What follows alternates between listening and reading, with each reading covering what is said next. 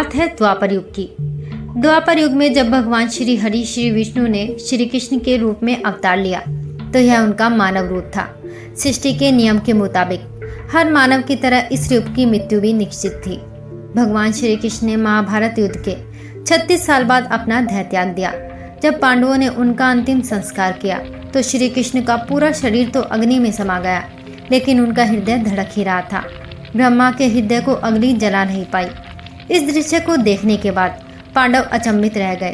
तब आकाशवाणी हुई कि यह ब्रह्मा का हृदय है, इसे समुद्र में प्रवाहित कर दे। इसके बाद पांडवों ने भगवान श्री कृष्ण के हृदय को समुद्र में प्रवाहित कर दिया।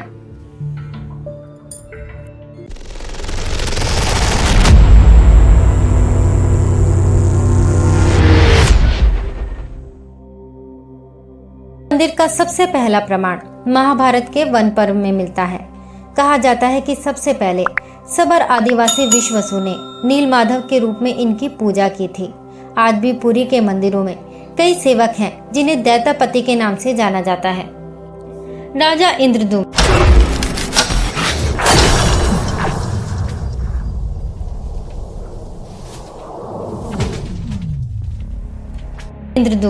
मालवा का राजा था, जिसके पिता का नाम भारत तथा माता का नाम सुमति था। राजा इंद्रदुम्न को सपने में हुए थे जगन्नाथ के दर्शन। कई ग्रंथों में राजा इंद्रदुम्न और उनके यज्ञ के बारे में विस्तार से लिखा है। उन्होंने यहाँ कई विशाल यज्ञ किए और एक सरोवर भी बनवाया। एक रात भगवान विष्णु ने उनको सपने में दर्शन दिए और कहा कि नीलांचल पर्वत की एक गुफा में मेरी एक मूर्ति है, उसे नीलमाधव कहते हैं। तुम एक मंदिर बनवाकर उसमें मेरी मूर्ति स्थापित कर दो। राजा ने अपने सेवकों को नीलांचल पर्वत की खोज में भेजा। उसमें से एक था ब्राह्मण विद्यापति। विद्यापति ने सुन रखा था कि सबर कबीले के लोग नीलमाधव की पूजा करते हैं और उन्होंने अपने देवता की इस मूर्ति को नीलांचल पर्वत की गुफा में छुपा रखा है। वह यह भी जानता था कि सबर कबीले का मुखिया विश्ववसु नीलमाधव का उपासक है और उसी ने मूर्ति को गुफा में छुपा रखा है। चतुर विद्यापति ने मुखिया की बेटी से विवाह कर लिया। आखिर में वह अपनी पत्नी के जरिए नीलमाधव की गुफा तक पहुंचने में सफल हो गया। उसने मूर्ति चुरा ली और राजा को लाकर दे दी। विश्ववसु अपने आराध्य देव की मूर्ति चोरी होने से बहुत दुखी हुआ। अपने भक्त के दुख से भगवान भी दुखी हो गए। भगवान गुफा में लौट गए, लेकिन साथ ही राजा इंद्रदुम्न से वादा किया कि वो एक दिन उनके पास जरूर लौटेंगे, बशर्ते कि वो एक दिन उनके लिए एक विशाल मंदिर बनवा दे। राजा ने मंदिर बनवा दिया और भगवान विष्णु से मंदिर में विराजमान होने के लिए कहा। भगवान ने कहा कि तुम मेरी मूर्ति बनाने के लिए समुद्र में तैर रहा पेड़ का टुकड़ा उठाकर लाओ, जो द्वारिका से समुद्र में तैरकर पुरी की तरफ आ रहा है। राजा के सेवकों ने उस पेड़ के टुकड़े को तो ढूंढ लिया, लेकिन सब लोग मिलकर भी उस पेड़ को नहीं उठा पाए। तब राजा को समझ आ गया कि नीलमाधव के अनन्य भक्त सबर कबीले के मुखिया विश्ववसु की ही सहायता लेनी पड़ेगी। तब उस वक्त सब हैरान रह गए जब विश्ववसु भारी भरकम लकड़ी का टुकड़ा उठाकर मंदिर तक ले आए। अब बारी थी लकड़ी से भगवान की मूर्ति गढ़ने की। राजा के कारीगरों ने लाख कोशिश कर ली, लेकिन कोई भी लकड़ी में एक छेनी तक नहीं लगा सका। तब तीनों लोग के कुशल कारीगर भगवान विश्वकर्मा एक बूढ़े व्यक्ति का रूप धर कर आए। उन्होंने राजा को कहा कि वे नीलमाधव की मूर्ति बना सकते हैं, लेकिन साथ ही उन्होंने अपनी शर्त भी रखी कि 21 दिन तक मूर्ति बनाएंगे और अकेले में ही बनाएंगे, कोई उनको बनाते हुए नहीं देख सकता। उनकी शर्त मान ली गई। लोगों को आरी छेनी हथौड़ी की आवाजें आती रही। राजा इंद्रदुम्न की रानी गुंडीचा अपने को रोक नहीं पाई। वह दरवाजे के पास गई तो उसने कोई आवाज नहीं सुनाई दी। वह घबरा गई। उसे लगा बूढ़ा कारीगर मर गया है। उसने राजा को इसकी सूचना दी। अंदर से कोई आवाज सुनाई नहीं दे रही थी, तो राजा को भी ऐसा ही लगा। सभी शर्तों और चेतावनियों को दरकिनार करते हुए राजा ने कमरे का दरवाजा खोलने का आदेश दे दिया। जैसे ही कमरा खोला गया तो बूढ़ा व्यक्ति गायब था और उसमें 3 अधूरी मूर्तियां पड़ी थी।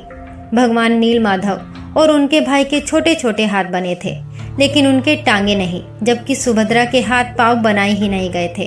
राजा ने इसे भगवान की इच्छा मानकर इन्हीं अधूरी मूर्तियों को स्थापित कर दिया। तब से लेकर आज तक तीनों भाई बहन इसी रूप में विद्यमान हैं। वर्तमान में जो मंदिर है वह 7वीं सदी में बनवाया गया था। हालांकि इस मंदिर का निर्माण ईसा पूर्व 2 में भी हुआ था। यहाँ स्थित मंदिर 3 बार टूट चुका है। 1174 ईस्वी में उड़ीसा शासक अनंग भीमदेव ने इसका जीर्णोद्धार करवाया था। मुख्य मंदिर के आसपास लगभग 30 छोटे बड़े मंदिर स्थापित हैं। उड़ीसा के पुरी में स्थित जगन्नाथ मंदिर में भाई बलदाऊ और बहन सुभद्रा के साथ विराजमान भगवान कृष्ण के कई रहस्य जुड़े हैं। यह मंदिर बेहद चमत्कारिक है। इस मंदिर के सामने आकर हवा का रुख भी बदल जाता है। बताया जाता है कि हवाएं अपनी दिशा इसलिए बदल लेती हैं ताकि हिलोरे लेते समुद्र की लहरों की आवाज मंदिर के अंदर ना जा सके। प्रवेश द्वार से मंदिर में एक कदम अंदर रखते ही समुद्र की आवाजें सुनाई देना बंद हो जाती हैं। मंदिर का ध्वज भी हमेशा हवा से उल्टी दिशा में लहराता है। भगवान श्री कृष्ण का हृदय आज भी श्री जगन्नाथ मंदिर की मूर्ति में मौजूद है। भगवान के इस हृदय अंश को ब्रह्म पदार्थ कहते हैं।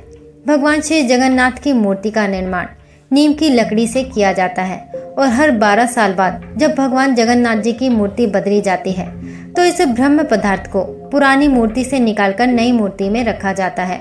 जब इस रस्म को किया जाता है तो उस समय पूरे शहर की बिजली को काट दिया जाता है। इसके बाद मूर्ति बदलने वाले पुजारी भगवान के कलेवर को बदलते हैं। कहा जाता है कि इस मूर्ति के नीचे आज भी भगवान श्री कृष्ण का हृदय धड़कता है। भगवान कृष्ण का हृदय बदलते समय बिजली काटने के साथ ही पुजारी की आंखों पर पट्टी बांध दी जाती है और हाथ में दस्ताने पहना दिए जाते हैं। इसके पीछे यह मान्यता है कि अगर किसी ने गलती से भी उसे देख लिया तो उसकी मृत्यु निश्चित है। इसलिए रस्म निभाने से पहले पूरी सतर्कता बरती जाती है।